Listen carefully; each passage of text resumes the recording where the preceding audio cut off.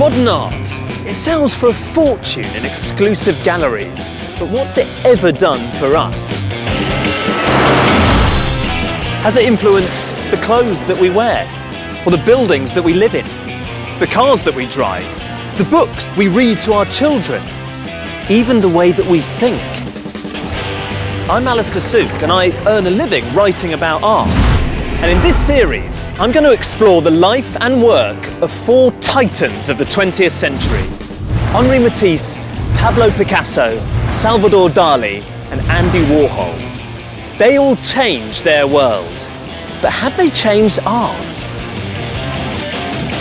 This week, Picasso.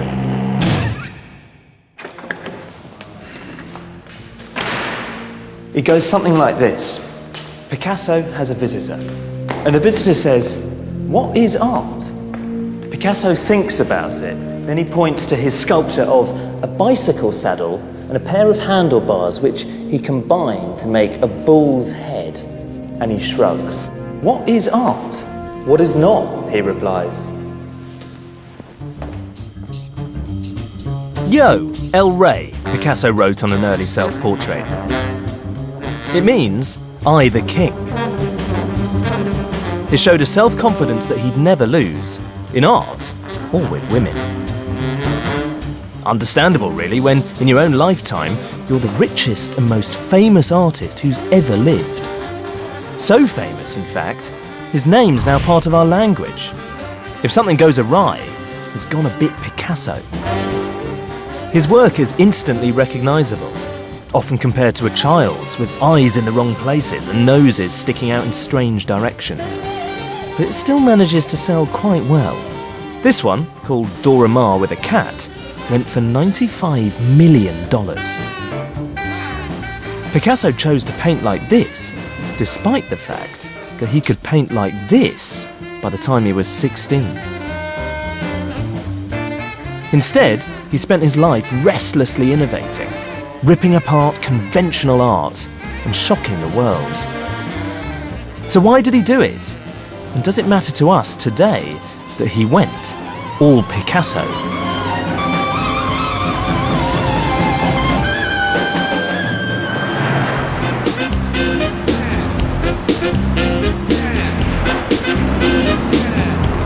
If anyone wants to know anything about Picasso, they ask his friend and biographer, John Richardson. So first, I've come to New York to meet him. Feeling pretty thrilled at the prospect of meeting someone who genuinely knew Picasso and knew him really well. He spent a lot of time with him, and so he's not just a kind of authority on the art, but he really understood what made Picasso tick as the man as well. Jump to the jam, boogie woogie jam slam, bust the dialect. John, how long have you lived in this apartment? Because it's... I've lived here about 12 years, and I was lucky I found this loft space. John Richardson became a close friend of Picasso in the 1950s, and his apartment contains an extraordinary collection of memorabilia.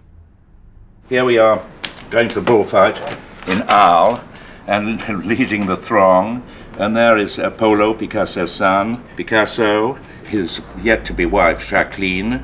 And you? And then there's me here. But look how many people there are. This is like a scene out The Godfather or something. Well, I don't know why we were the forefront of this crowd, but this was just going through the streets towards the arena. And we used to do this all through the summer. There's Picasso in his pants. Was this quite common? You'd turn up at the studio and there he would be reclining? He often worked in just a pair of shorts. And, you know, Cannes in the summer was hot. And he loved going to the beach. He went to the beach a lot. You must have lots of works. Here's a Picasso, for example. What's this piece? That's a portrait of Jacqueline, his wife. What's the date of it? 60... That's 1960, it 60, says. yep. And he was obviously very generous, was he? He'd just give you things. He was very generous by nature. This whole place is a treasure trove, and I can see here, I mean, this is a tiny picture of... This is Picasso as a tiny boy. This is Picasso aged, I suppose, 7. You can see those prominent eyes already, that stare. Yeah, and the authority, you know. Pablo Picasso was born in Malaga, on the Mediterranean coast of Spain in 1881. He was able to draw before he could speak, and supposedly the first word he spoke was the Spanish for pencil. His father, Don Jose, an art teacher, was astounded by his son's natural talent.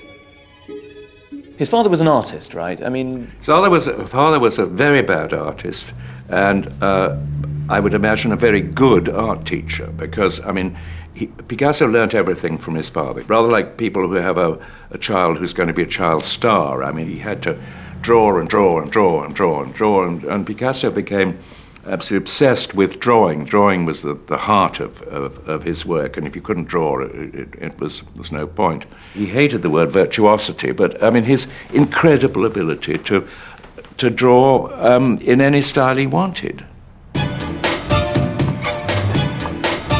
Pablo Picasso actually began life as Pablo Ruiz, because Ruiz was his father's surname. But even on this early sketch, Pablo was practicing signing his mother's maiden name, Picasso. Later in his life, Picasso said, "Can you imagine me being called Ruiz?" Because Ruiz is a very common Spanish name. The surname Picasso also contains the word pica, and this would have appealed to young Pablo. Because a picador is a horseman in bullfighting who lances the bull.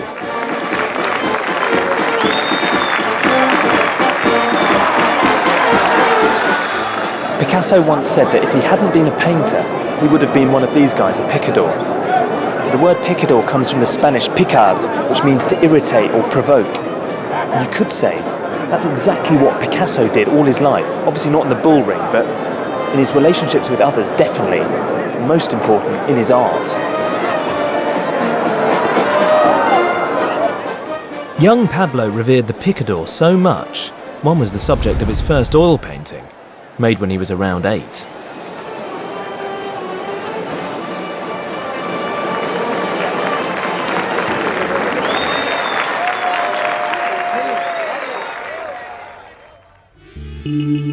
At the age of only 12, Picasso could already draw like this. And at 16, he'd won a place at Madrid's prestigious Academy of Fine Art. In Madrid, Picasso studied the greats. Like this by the old Spanish master, Velázquez. And he made a perfectly respectable copy. So even as a teenager, Picasso had pretty much got the hang of classical painting. But he was deeply unhappy at art school, and within a year he'd left, moving to Barcelona, where his father was now a professor of art. Here he began mixing with arty bohemian types, and met Carlos Casagemas, a fellow artist who became Picasso's best friend.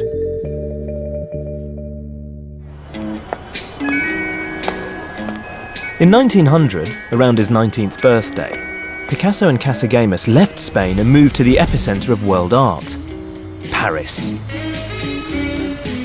This was where any ambitious young artist needed to be.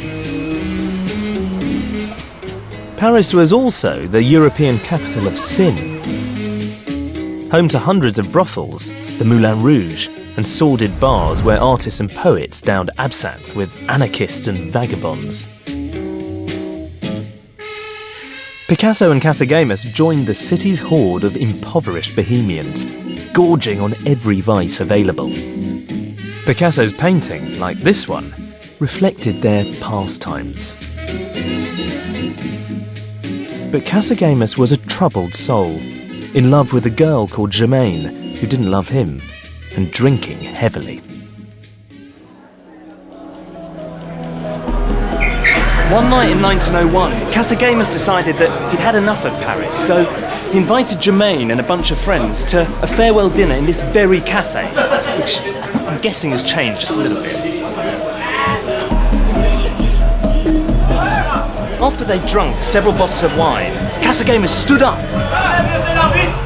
and he gave an incoherent, slurry speech in French, and then suddenly he pulled a pistol from one pocket and aimed it at Germaine and fired. Luckily, she sensed what was coming, ducked down, and the bullet just grazed her neck. But then, to the horror of all of his friends and all of the customers, Cassagame swiveled the revolver round to his own temple and pulled the trigger, and he was dead within an hour.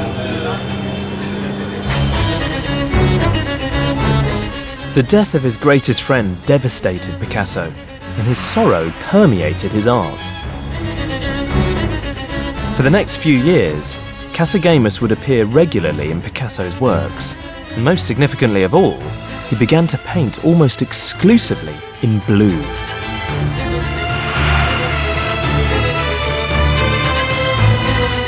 He depicted outcasts, isolation, and despair, as if that was all that he could see. But his misery led to his first distinct style, now known as his Blue Period. Although still relatively classical, he was painting from the heart, using blue to express profound emotion, rather than just accurately copying reality. The sorrowful power of these paintings would capture imaginations far beyond the world of art. But did Picasso play a part in defining blue as the colour of sadness? While blues music actually came first, Picasso did influence jazz legend Miles Davis, who released an album called Blue Period in 1951.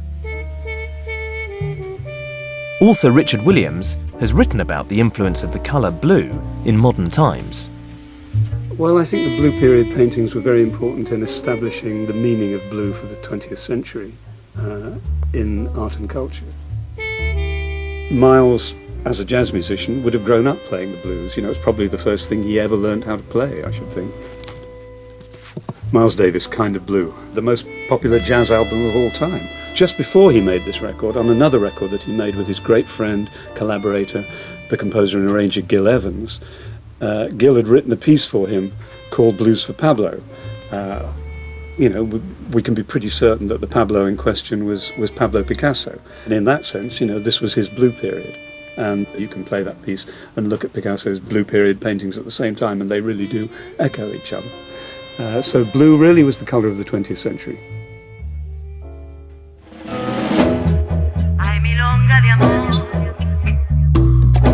Picasso's blues lasted 3 years. They came to an end when he found a new home and love in Montmartre, the bohemian enclave of Paris. It was here in this building that in 1904, Picasso started renting a studio for about 15 francs a month. It was known as the Bateau Lavoir, or laundry barge, on account of all of the washing that was always hanging out to dry. Picasso was always obsessively clean, but by all accounts, the living conditions in here were utterly filthy and squalid. There was just one toilet to serve the entire block, which was this stinking hole down in the basement, and next to it was the only tap for about 30 studios. But the thing is, Picasso loved this place. It was here that he forged close friendships that were going to last decades. And for the first time, he fell deeply in love. And it was here that he made breakthrough after breakthrough as an artist. Picasso's new love was called Fernande, and she inspired a transformation in his paintings, shifting away from morose blues to serene pinks in what's known as his Rose Period. Like the Blue Period, this new style wasn't particularly revolutionary, but the Rose paintings have become some of Picasso's most popular and valuable works. Like this beautiful, haunting image of a young boy holding a pipe, his hair garlanded. When it was auctioned in 2004, it became the most expensive painting ever at $104 million.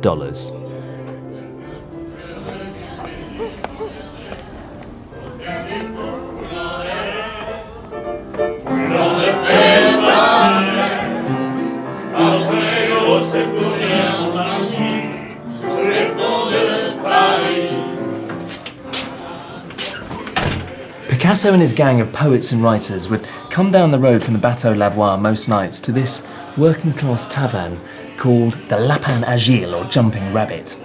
And as well as his new love for Fernande, Picasso had found new subjects to paint. Like him, the circus performers living on the outskirts of Paris were marginal figures, mainly a group of foreigners who were itinerant. And Picasso had a natural sympathy for them. And he started to paint them. And figures like the Harlequin would appear again and again, particularly in his Rose period paintings, but for the rest of his life.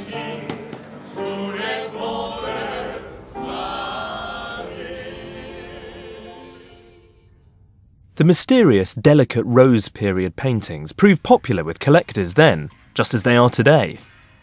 And their commercial success ended Picasso's life of poverty. The eerie, dreamlike quality of the paintings has shaped many imaginary landscapes since. Ashes to ash and funk to funk it. We know Major Tom's a junkie. Ever restless, Picasso would shift again, his subjects changing from circus performers to nudes. This painting is called Boy Leading a Horse, and Picasso finished it in 1906. It's incredibly grand, monumental, quite timeless. Somehow he's created quite an ancient sense of myth. We don't really know what this landscape is, where this boy's going, and why hasn't he got any reins to lead the horse. And it's still, in a way, quite traditional. But somehow, just within a year, Picasso went from this to this.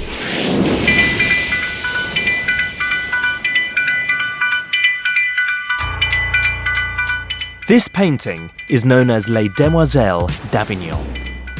It's of prostitutes in a brothel. Gone are the whimsical figures in haunting landscapes. These women are ugly and angular, rising from jagged fragments of shattered glass.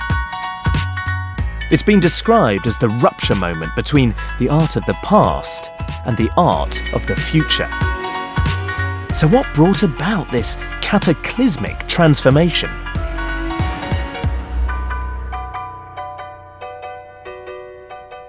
In searching for his own artistic voice, Picasso dug deeper and deeper into his Spanish past, and he became fascinated by the crude severity of ancient Spanish sculptures just like these. In 1906, he visited the Louvre, where some of these carved heads had gone on display after being found in southern Spain. Now, Picasso, of course, was born in Malaga in southern Spain, so if he could lay claim to any ancient artefacts as his inheritance, then it was Iberian heads just like these. And if you have a look at their really heavy, bulging eyelids and massive, oversized ears, you realise that these offered Picasso an alternative and quite exciting new way to represent the world afresh, in contrast to the age-old academic tradition of simply imitating nature. Iberian heads like these gave Picasso the chance to experiment. The result was this portrait of the writer and art collector Gertrude Stein. The face a smooth mask, the forehead protruding, the eyes chiselled. Radical by the standards of the day, but Picasso was just getting going.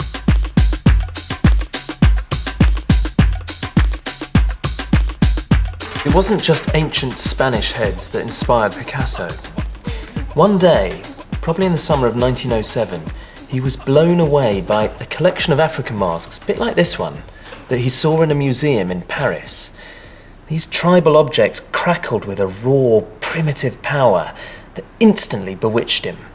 They were nothing short of a revelation. In the 1800s, conventional art like this, when even of a brothel, was precise, polite, and rather restrained.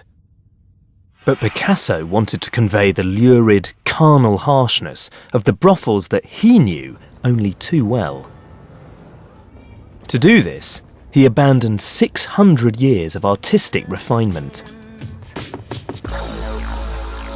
Inspired by the African masks, he shut himself in his studio for months, finally emerging with this.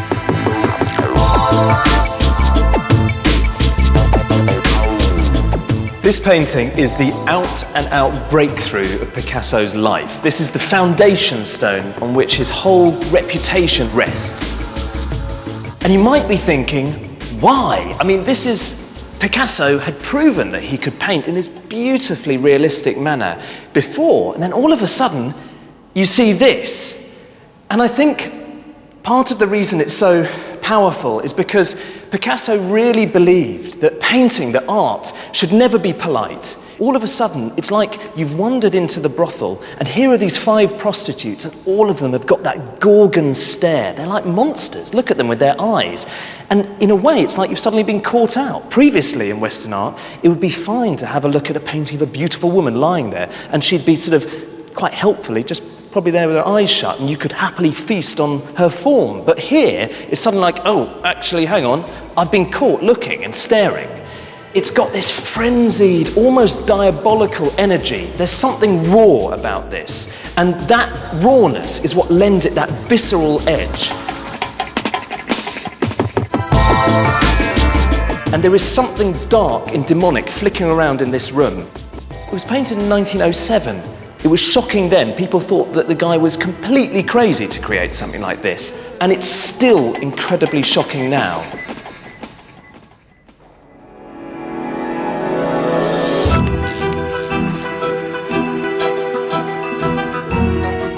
In the early 1900s, Picasso was living through an unprecedented technological revolution. In this miraculous modern world of electric lights, airplanes, photography and movies, paintings that simply created an illusion of reality seemed obsolete. Picasso believed that art now had to do something much more.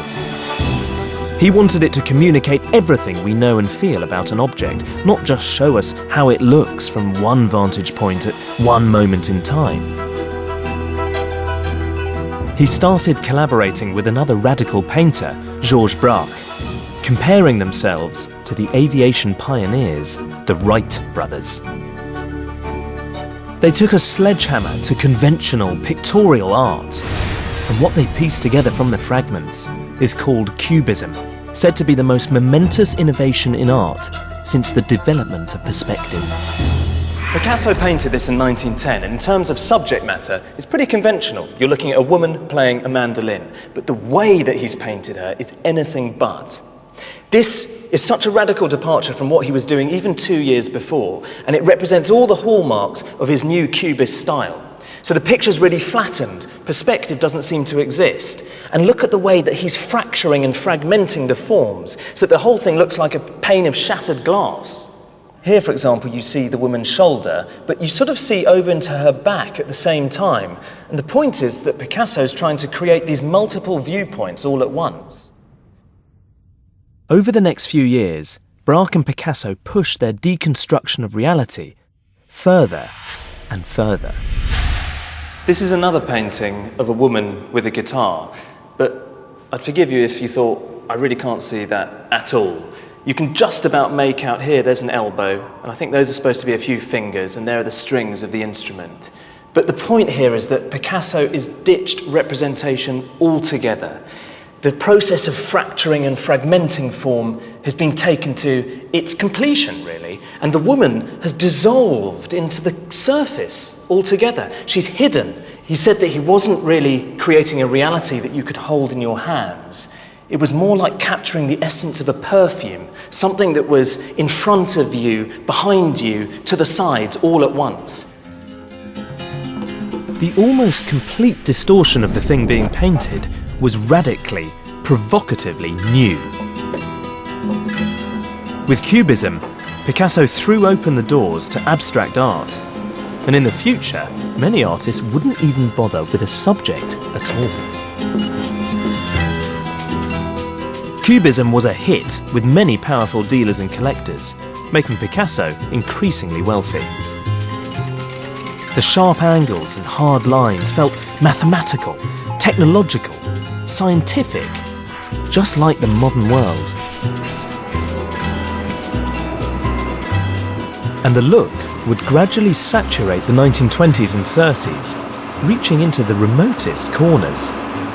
Proof can be found in this isolated hotel on its own island off the Devon coast.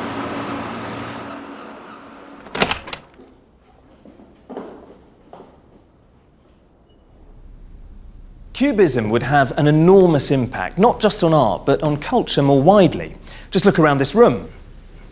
It's a beautiful example of Art Deco design, a decorative style that became really fashionable in the 20s and came to typify the opulence, glamour and excitement of life during the Jazz Age. Suddenly everything became stripped-down, streamlined icons of modernity.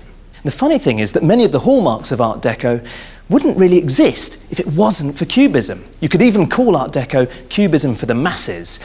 Picasso's radical ideas remoulded and repackaged for the mainstream. Victorian interior design had been inspired by the natural world, while Art Deco used the geometric, abstract shapes of Picasso's Cubism. So it could be said that Cubism led to these iconic buildings of the 20s and 30s. It also influenced the clothes that were worn.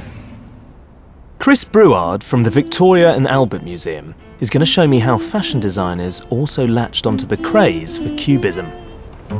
I get the sense, Chris, that fashion, you imagine the Victorians all a bit stuffy, and then suddenly at the beginning of the 20th century it just takes this huge leap forward. It does, yeah. You move from a kind of era of corsets, bustles, the hourglass figure, to something that's completely modern. Something like this from the mid-1920s.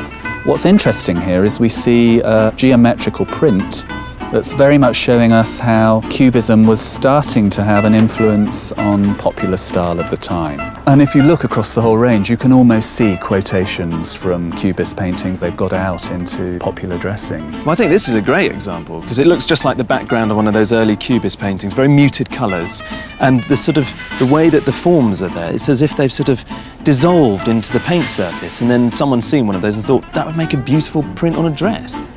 Picasso's there in the mix. So he's there in Paris, he's moving in the circles of Chanel, and art and fashion have always had this vibrant relationship, and I think Picasso would have played on that, and I think contemporary fashion designers would have been incredibly interested in how his work was commenting on modern life, which is what fashion does, essentially. The influence of Picasso's Cubism can still be felt today. Nowhere more strikingly than here, the Guggenheim Museum in Bilbao, Spain. When it was built in 1997, it was hugely controversial, not least because it was designed by an American, Frank Gehry. But he was inspired by this, The Accordionist, painted by a Spaniard, Pablo Picasso.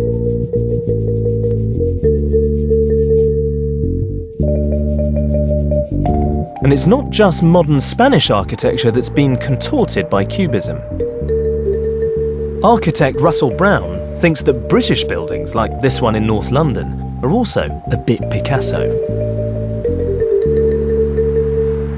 You might say it's the great-great-grandson of Cubism, but you can recognise the way the sort of forms collide with each other and the sort of fragments coming together.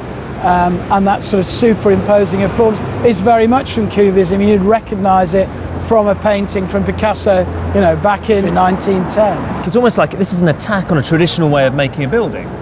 Well, I think it certainly is. I mean, this is a normal North London Victorian street, and this building is completely alien. It's really a piece of sculpture. It's an art form rather than a building. It takes much more from art practice than it does from architectural tradition. In 1912, Picasso and Braque made yet another outrageous innovation. They started sticking materials like cloth, or newspaper, or rope onto their paintings. Amazingly, they were the first to use collage as an art form. Then, yet another provocative leap.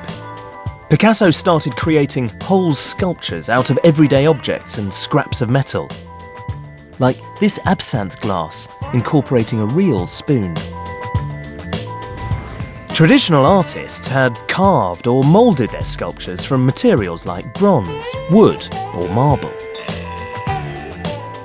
Just assembling a sculpture from odds and ends, like this guitar made from sheets of metal, was breathtakingly original.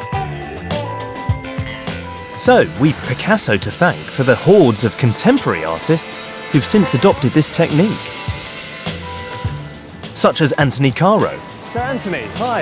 Alistair. Hello. Hi. He's one of Britain's most acclaimed sculptors, who along with Norman Foster, designed London's Millennium Bridge. Like Picasso's sculptures, Caro's are assembled from scraps of metal. Very large scraps of metal. You can see all sorts of things here you've assembled. Girders? Yes, yes. What is that? Is that a big drill or a coil? It's a coil of some sort. Just looking around, it seems like you take lots of everyday objects that could be big spanners or those sort of springs or maybe a big bollard from the street, and you transform them by combining them into something new. Well, yes, that is collage, which was started by Picasso and Braque, of course. That's his legacy. Has he been a very big influence on you as a sculptor? Yes, yes. And everybody for the last 50 years, 60, 70, 80 years. Yes, incredible. He changed sculpture completely. I get the impression that, in a funny way, Picasso's paintings, more than his sculptures, have actually influenced your work. I think that's true. I have made a sculpture called After Picasso. I'll show you a photograph. I love all these bits and pieces you seem to assemble into your sculptures. Yes, a magpie. I'm a magpie. Yes, there's a sculpture, a table sculpture. And it's actually called After Picasso. Were you thinking about a particular painting Oh, there? yes, absolutely. Here it is. And I thought, well, let's see what happens if I try to make it into a sculpture. I get some of the same things, like the table, leaf table, which is in all of them. And then that this becomes this. The baguette is yes, there. And they're sort of there, yes, that's and right. even this fruit bowl, you can see the round form there. Beginning to, that's it. Picasso famously was very happy to raid art history. He'd often recycle motifs from lots of different artists. I know that Matisse called him a bandit, for example. Oh, he was a bandit, all right, yes. But there's no guilt in doing this in art. It's all part of the growth. We're all trying to nudge art forward, keep it alive. And do you think that's what Picasso was doing? What he'll be best remembered for, that he moved art history forward in great leaps and bounds? I don't think he'll be remembered just for that. He'll be remembered also because he painted and sculpted masterpiece after masterpiece. We can't speak highly enough of him. You seem quite moved even thinking about him. Yeah, he was something.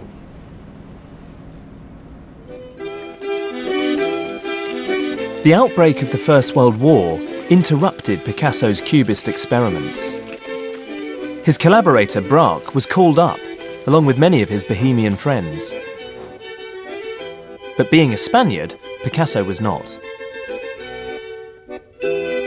During the war, he fell in love with Olga Koklova, a beautiful ballet dancer. The respectable daughter of a wealthy Russian general, she was very different to the multitude of women Picasso had known before.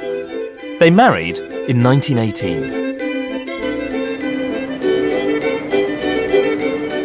His Cubist paintings had made Picasso rich.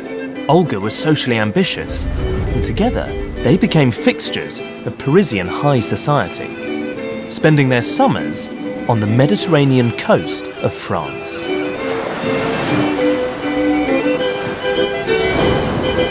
Before Picasso, the French Riviera had been a winter rather than a summer resort. But back in the 20s, when he used to stay here with all of his stylish friends during the hottest months of the year, Picasso had sparked a trend. And suddenly, escaping to southern France for a break in the sun was the fashionable thing to do. They lived the dream. Sun, sea, picnics and parties. Picasso's settled, conservative high life with Olga was reflected in his paintings. They generally became more gentle, more realistic, more conventional. But after several years of marriage, Picasso started to feel increasingly constrained by his authoritarian wife. The life of disciplined respectability that Olga demanded began to drive Picasso to distraction. His pent-up frustration finally burst out in his art. In the spring of 1925, Picasso and his wife Olga visited Monte Carlo, where her ballet company were rehearsing. Picasso made a series of really beautiful but quite classical feeling drawings of some of the dancers. But then, the news of the death of a really old friend prompted the return of his restless, anarchic spirit. The result was The Three Dancers, a painting of unprecedented violence drawn from the deepest crevices of Picasso's mind. Harsh colours, deformed bodies, nightmarish, grotesque. It couldn't be further removed from the well-behaved classical paintings he'd been producing recently. I'm going to see this startling picture with Picasso expert Charlie Miller. Started off as a much calmer depiction of the Three Graces, but it ended up as something really wild. He was completely living the high life. He was married to Olga, the ballerina, and they led this very, very gilded existence. And then suddenly he creates this. But I think this picture is a kind of turn away from that and towards something more difficult, more scary, and a bit madder. His friend, Ramon Pichot, died while he was painting the picture. He said that it should really be called The Death of Pichot. And he said that this shadow here represented the shade of Pichot. If you take this central dancer, it's been suggested that maybe the kind of crucifixion that's happening here might be being done to his wife. I mean, it's not a very loving image of your wife, is it? She's got more than one face? I'd say so. See if you can see them. I think the first face that we see when looking at this is it has an eye there, kind of on its side. Yeah. And then the other eye, brow up at the top. And then a very small, prim little mouth. Yeah, very prim. Yeah. But I think there's a second face. Right. And if we turn our heads like that, Okay.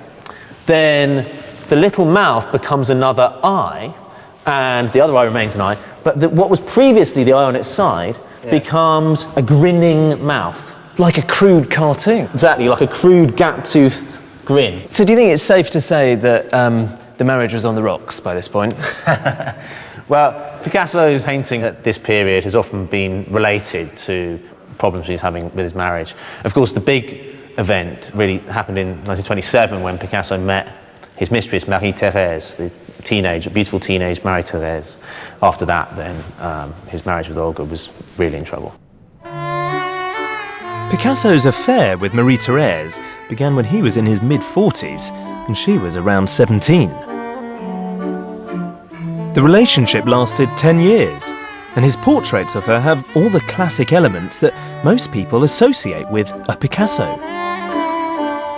You can just about recognise Marie-Thérèse, but Picasso's not trying to show us her beauty.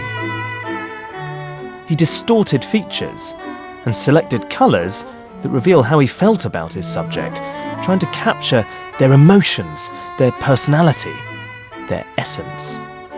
For Marie-Thérèse, gentle, innocent, sexy. For a later lover, Dora Maar, disturbing, unhinged, anguished. The full emotive power of Picasso's technique would be realised in 1936. That was the year his beloved home country of Spain was ripped apart by a brutal civil war.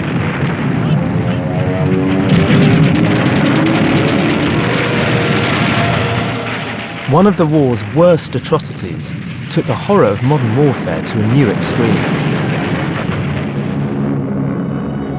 In April 1937, a squadron of German aircraft who were supporting the Spanish fascists flattened the communist opposition-held town of Guernica with 5,000 bombs, massacring more than 1,600 civilians. It was the first time that Europe had suffered such ruthless, calculated terror bombing.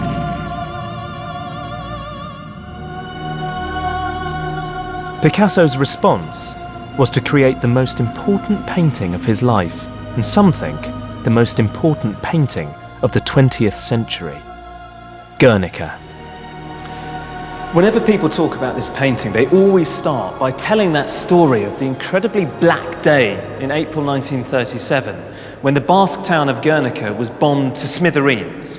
And we know that that was the starting point for Picasso. As soon as he heard the news, he was inspired to this frenzy of energy and creativity. And in less than 6 weeks, he managed to cover this enormous canvas measuring 30 square meters. But I think that the reason this is so resonant and has spoken to people for so many decades is because it's not specifically about Guernica. Picasso isn't just commemorating that one catastrophe. He's encapsulating a whole century of suffering. And the way that Picasso does that is by creating this massive mess of mangled, dismembered limbs, as if the bomb has actually dropped from the air and just gone off, just as we come in. Look, for example, up at that light bulb with its jagged flare, which feels like an explosion going off as we're looking. And here to the left is such a pitiful, heart-rending picture of a woman carrying the corpse of her dead child. And I find the most affecting detail of this is the way that Picasso has painted her face, because it's almost like in her grief, her entire identity is dissolving before our eyes. Look at her nostrils and her eyes that seem to be dripping right off her head. And this soft, soft feel of her flesh leads up to that terrifying image of her mouth with that piercing tongue, which just means that you can almost hear that incredibly shrill sound of a mother's total in-the-moment grief for her dead child. This is a reminder of the barbaric depths to which we can reach, and looking at it is horribly, horribly shocking.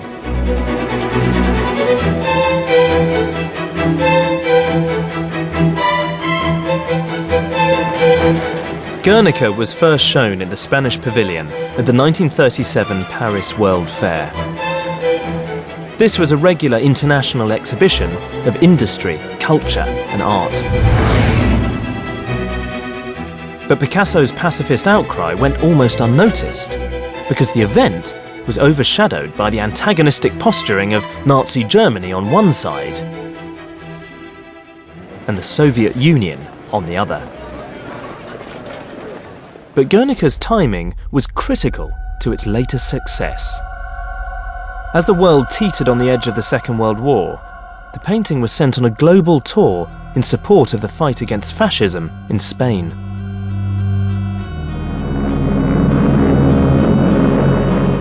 And when the world did descend into war, the painting came to symbolize the unprecedented carnage and horror that was inflicted on the innocent.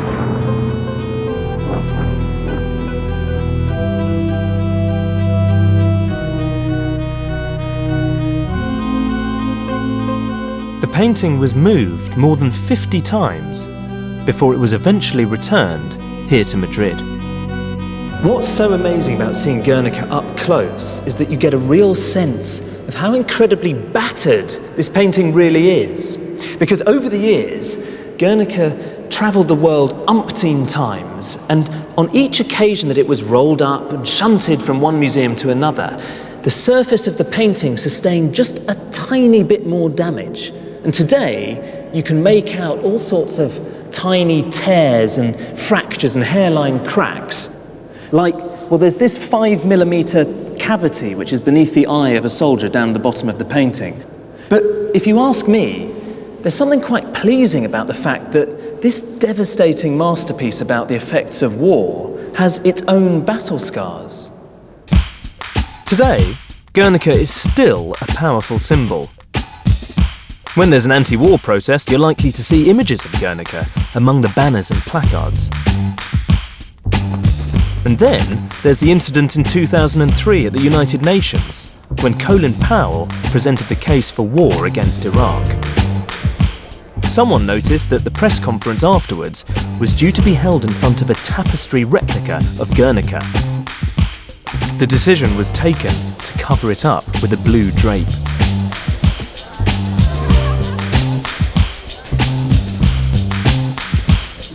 Picasso spent most of the Second World War cooped up in his Paris studio in this building, while the Germans occupied the city.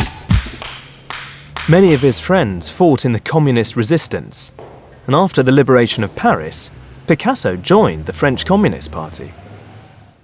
He remained a loyal member for the rest of his life, which seemed rather inconsistent with the millionaire celebrity lifestyle he now embarked on with gusto.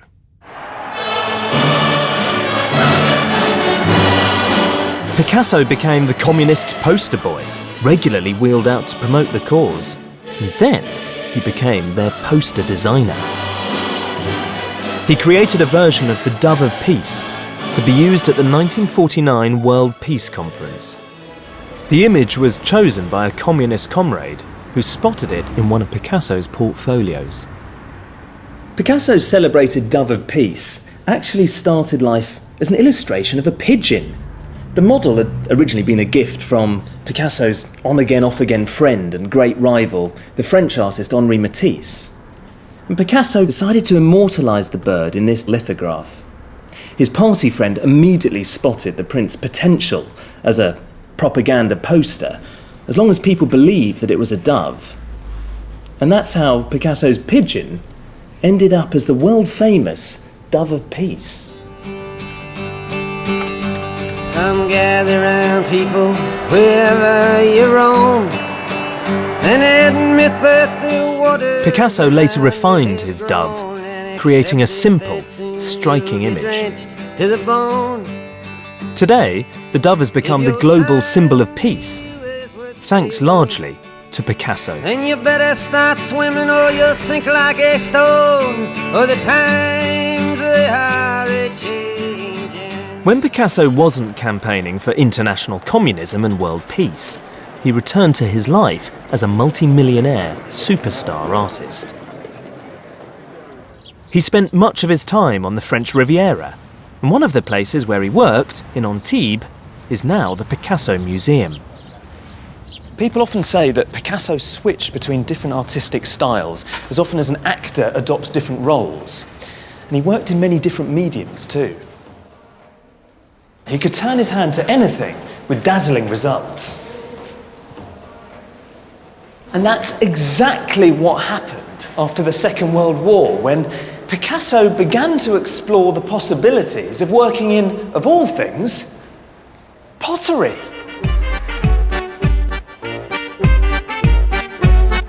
He created more than 3,500 pieces of pottery, but also produced vast numbers of sculptures. And of course, there were hundreds of paintings. His fame and reputation were now so great that everything he made could be sold for a fortune. It was said that a blank scrap of paper was worth far more in Picasso's hands than hard currency. By the mid-50s, his work had won him enormous fame, but Picasso the man had become an icon too.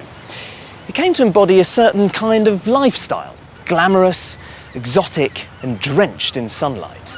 With a Gauloise cigarette in one hand and a twinkle in his eye, Picasso had become the very incarnation of chic joie de vivre.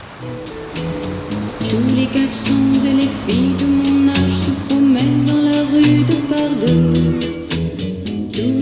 Right into his 70s, Picasso continued working his way through a succession of beautiful young women, while still managing to maintain an awe-inspiring output of art. And unsurprisingly, women were often his inspiration. One of his most celebrated models of the mid-1950s was a 19-year-old called Sylvette David. 55 years later, Sylvette lives in Devon, and I've come to meet her.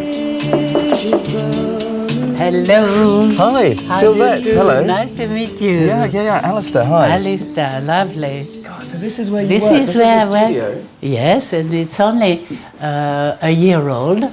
So the thing that I'm finding amazing is that outside it's quite drizzly, and we're down in Devon, and one of Picasso's muses has ended up here. Yeah, How did that work? I married an Englishman, and then we moved down here. Tell me about the first time that you met Picasso. I lived in Vallauris in the south of France, and Picasso had a studio opposite. Picasso saw you and just thought, my gosh, I need her to come a model for me. Yes, it's surprising, but there you are. It was a chance encounter. Obsessed by his new model, over several months, Picasso produced more than 40 pictures of Sylvette. You were quite young at the time. Yeah, I was 19. How old was he when you first met? But he was about 73, my age now.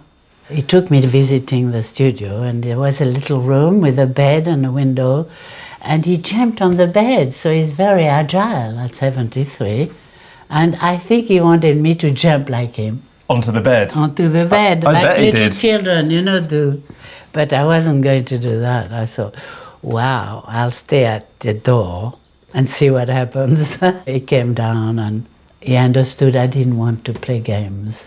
I didn't want him to say, "You've got to take your clothes off now and pose in the nude." I thought, no. See, he was so famous then. Yes. And what very. happened to you? Did you get lots of attention? Of course, all the newspaper came running. They took photos of me, and I came out in Paris Match, which I have one. Can I see? 1954 in my suitcase. Yeah, show me. My memory suitcase, if you like. You have a memory suitcase? Yes. I'd love to see the memory suitcase. Let's go see then. I've had it all my life, this leather case. Wow. Wow. I can't think of a more appropriate suitcase for a memory suitcase. It's really old. I don't know what to show you first, really. But there's so much. Yes, in here. When is this from? Paris Match photograph of 1954. I can see why Picasso was so drawn to paint you. It's partly because your hair was you wore it so sort of dishevelled, so it just kind of tumbles down, this beautiful blonde I'm hair. quite dishevelled. No, he was fascinated by my hair. People must have seen pictures like this in a magazine and sort of thought, you were the Scarlett Johansson of the day or something. I can't believe it's me. I don't know why. Soon after Sylvette appeared in Paris Match, an almost unknown young starlet called Brigitte Bardot transformed herself from a neat brunette into a wildly dishevelled blonde. It's believed that Bardot's look in her breakout film, And God Created Woman, was inspired by Picasso's Sylvette. I be the wind, the rain and the sun. Now famous, Bardot visited Picasso in 1956, and she was sporting a rather familiar ponytail. So she became a beautiful blonde. And actually, in her autobiography, she said, I wanted to be painted by Picasso, but he painted Sylvette David, who looked like me, like 2 drops of water. He didn't, because he had done me first.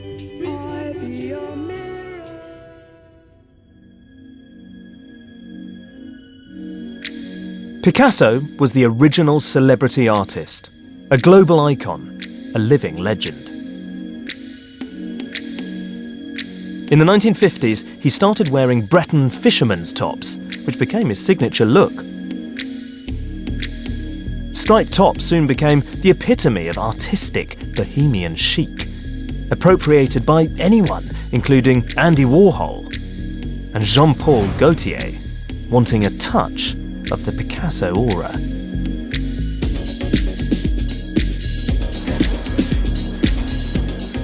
I'm meeting Scott Schumann, a hugely influential blogger and photographer whose website records the latest trends in street fashion. Whether or not I can get an image that helps people dream and something that's kind of inspiring. Obviously, Picasso, as well as being a phenomenal artist, he was photographed obsessively. Those images in themselves are really, they must be quite inspirational for someone like you, because he looks so sort of iconic in them, right? Mm-hmm. Yeah, I mean, he's a total stud. I think he was one of the first artists to be a visual brand. And I think it came from the clothes, I think it came from the posture, I think it came from the charisma. There was an unspoken charisma. It was the way that he stood. He's looking straight at the camera. It's that gaze that everyone talks about, and it's so fierce. Not just the gaze, it's the way he holds his cigarette in his other arm here, because it's the way that he's standing, it's the way that he's wearing it. He's in no way self-conscious, he's in no way shy in this photograph. He's looking right at you, and he's got this almost kind of bull-like stance, to go back to this kind of bullfighter kind of thing. He had a look that made you think that he knew something you didn't. He saw things in a way that you maybe didn't. Yeah, I think he looks quite stern. I just wonder whether he'd rather we were talking about his paintings. Oh, come on.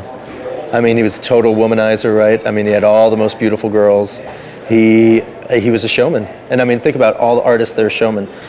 Andy Warhol, who obviously comes after Right. Picasso, he totally ripped off Picasso in terms of his look and wore exactly the same stripy Breton fisherman's top.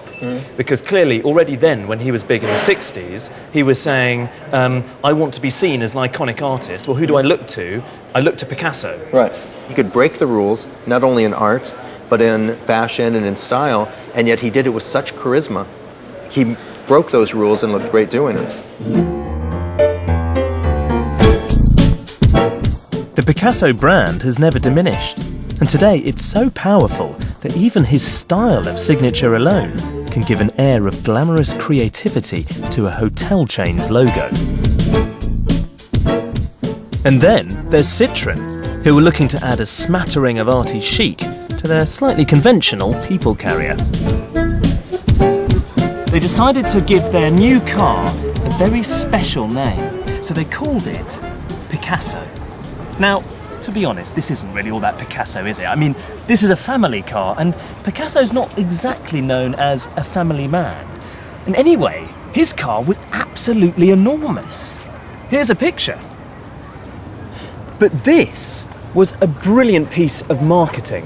Citroën linked their name with what was effectively, by then, one of the biggest brands in the world, because anything with Picasso's name on it stands to benefit from the association.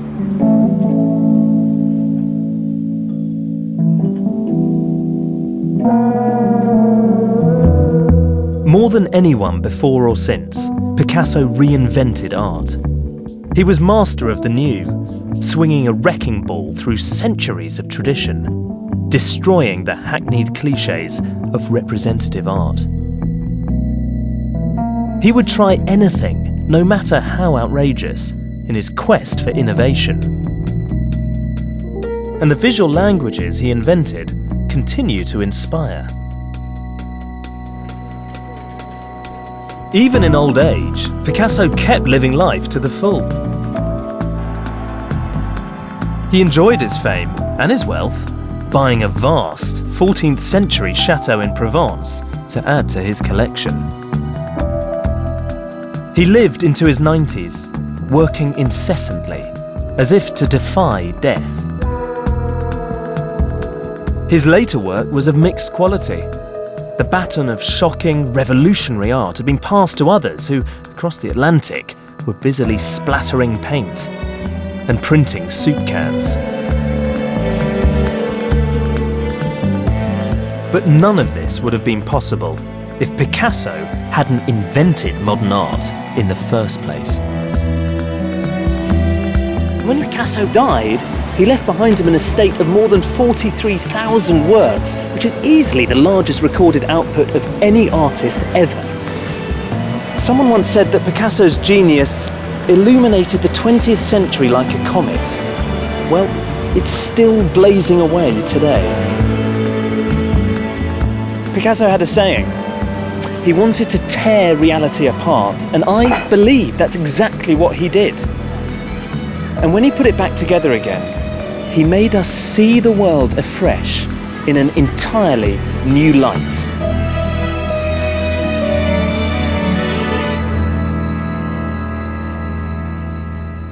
If you'd like to find out more about the art and the influence of Matisse, Picasso, Dali and Warhol, then go online to bbc.co.uk/Modern Masters. The boys watch the girls while the girls watch the boys who watch the girls go by. Eye to eye, they solemnly convene to make the scene, which is the name of the game. Watch a guy or watch a dame on any street in town. Up and down, and over and across, romance's boss.